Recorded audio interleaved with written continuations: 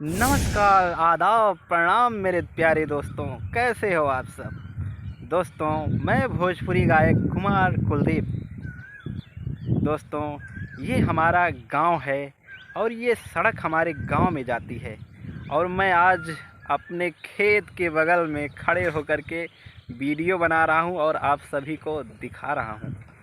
दोस्तों, आज हमारा एक गाना रिलीज़ हुआ है जिसके बोल हैं बस्ती जिला के हई रंगीला।